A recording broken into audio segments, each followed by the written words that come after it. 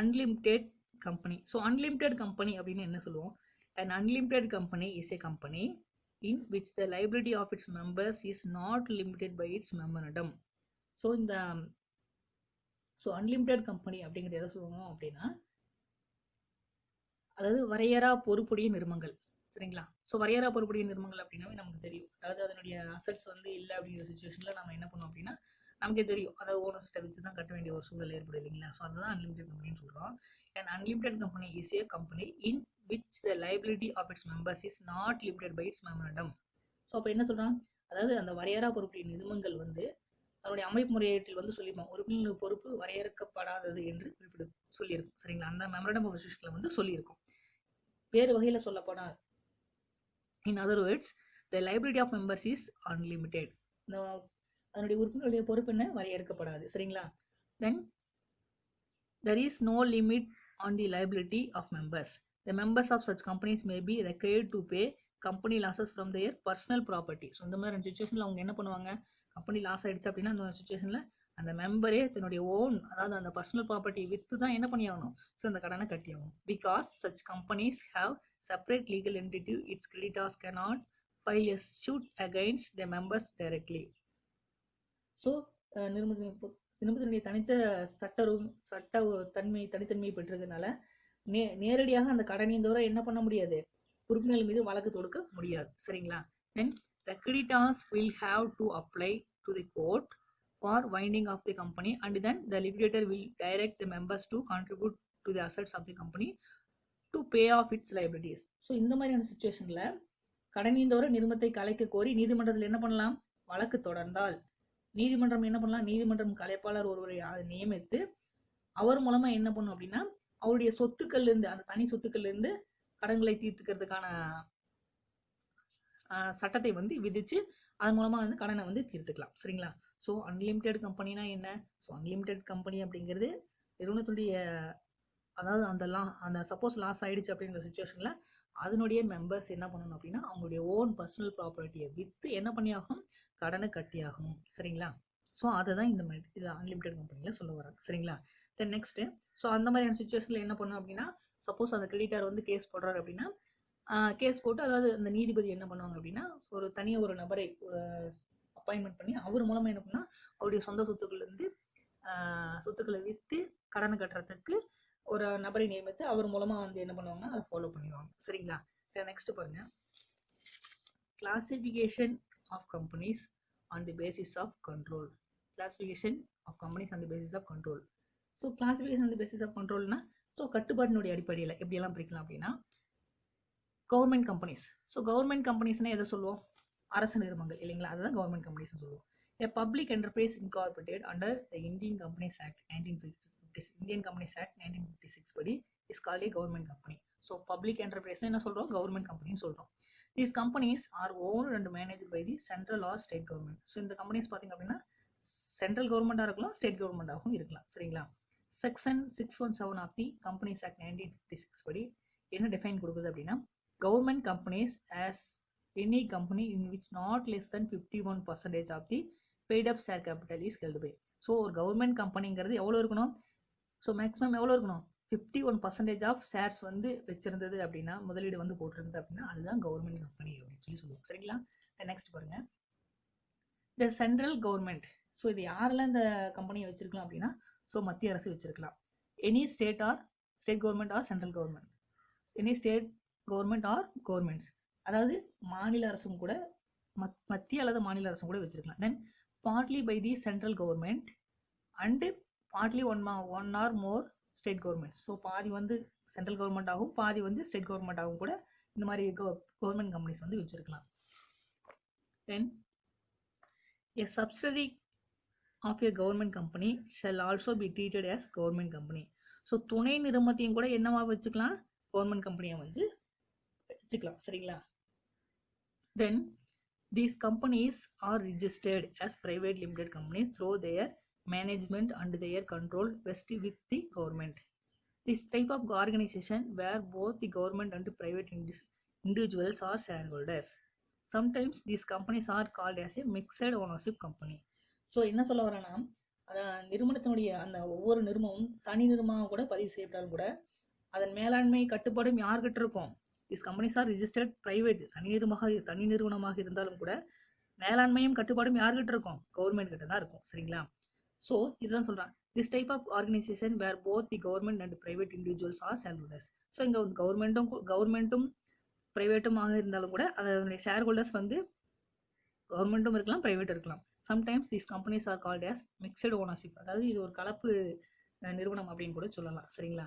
For example சொல்லியிருக்கான் பாருங்க. Steel authority of India, Indian oil corporation, oil and natural gas corporation, Bharat heavy limited. So இதுவெல்லாம் வந்து என்ன எதுக்கு எடுத்துக்காட்டு அப்படின்னா கவர்மெண்ட் கம்பெனிஸ் வந்து எடுத்துக்காட்டு. சரிங்களா?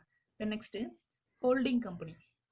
ஹோல்டிங் கம்பெனி அப்படின்னா என்ன சொல்லுவாங்க அப்படின்னா பிடிப்பு நிறுவனம் அல்லது துணை நிறுவனம் அப்படின்னு சொல்லி சொல்லுவாங்க. சரிங்களா? துணை நிறுவனம் சொல்ல மாட்டாங்க. ஹோல்டிங் கம்பெனினா பிடிப்பு நிறுவனம் அப்படின்னு சொல்லி சொல்லுவாங்க. as per section 287, subsidiary company or subsidiary in relation to any other company, that is say to the holding company, means a company in which the holding company. so holding company அப்படின்னா எதை சொல்லுவாங்க? பிடிப்பு நிறுவனம். ஒரு நிறுவனம் வந்து இன்னொரு நிறுவனத்தை வந்து சார்ந்து அதை நான் மேனேஜ்மெண்ட் பண்ணிட்டு அதுக்குள்ள டைரக்டர்ஸ் எல்லாத்தையும் அப்பாயின்மெண்ட் பண்ணி கண்ட்ரோல் பண்ணிட்டு இருக்கதான் வந்து என்ன சொல்லுவாங்க அப்படின்னா பிடிப்பு நிறுவனம் அப்படின்னு சொல்லி சொல்லுவாங்க. சரிங்களா? சரி பார்க்கலாம் வாங்க. Controls the composition of the board of directors. So என்ன பண்ணுது? ஸோ பெரும்பான்மை இயக்குநர்களை நியமிக்கவும் நீக்கும் அதிகாரமும் பெற்றிருக்கும். யாருக்கு? இந்த ஹோல்டிங் கம்பெனிக்கு. ரெண்டாவது, exercise or controls more than 1/2 of the total share capital either at its own or together with one or more of its subsidiary companies. So ரெண்டாவது என்ன சொல்லுங்க? அந்த நிறுவனத்தினுடைய மொத்த பங்கு முதலில், சரிங்களா, அந்த நிறுவனத்தினுடைய மொத்த பங்கு முதலில் 50%க்கு அதிகமான பங்குகளை வைத்திருக்கக்கூடிய நிறுவனம் தான் வந்து ஹோல்டிங் கம்பெனி அப்படின்னு சொல்லி சொல்லுவோம். சரிங்களா? இன்னொரு கம்பெனியினுடைய ஷேர்ஸை 50% வந்து என்ன பண்ணியிருக்கணும்? யார் வச்சிருக்காங்களோ, இன்வெஸ்ட்மெண்ட் பண்ணியிருக்காங்களோ அவங்கள தான் என்ன சொல்லுவோம் அப்படின்னா ஹோல்டிங் கம்பெனி அப்படின்னு சொல்லி சொல்லுவோம். சரிங்களா? provided that such class or classes of holding companies as may be prescribed shall not have layers of subsidiaries beyond such numbers as may be prescribed. for example சொல்ல போனா அப்படின்னா இப்போ ரிலையன்ஸ் இண்டஸ்ட்ரீஸ் இருக்குன்னு வச்சுக்கோங்க. ஸோ ரிலையன்ஸ் இண்டஸ்ட்ரீஸ் கீழே யாரெல்லாம் இருக்காங்க?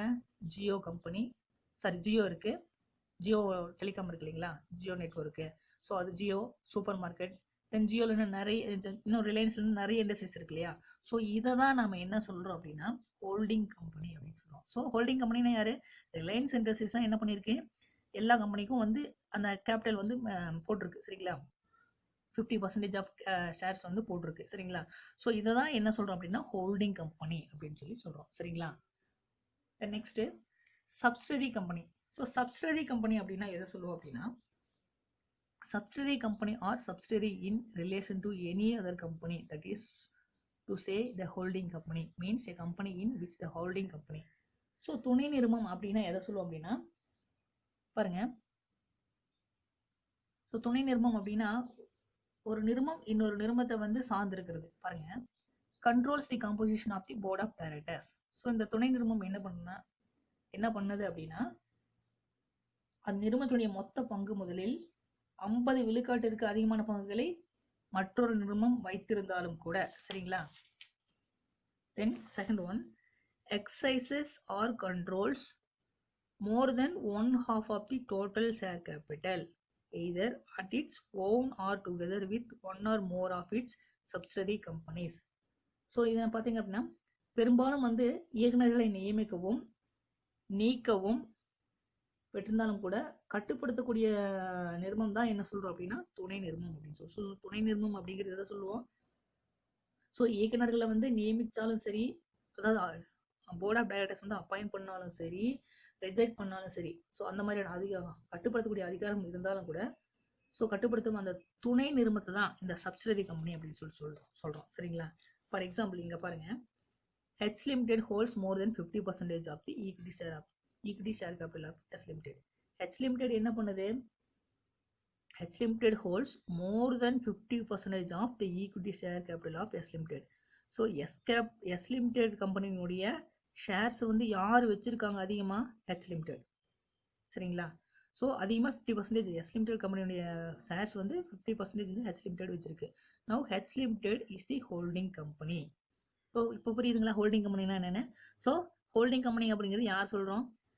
Now H limited is the holding company of S limited and S limited is the subsidiary of H limited.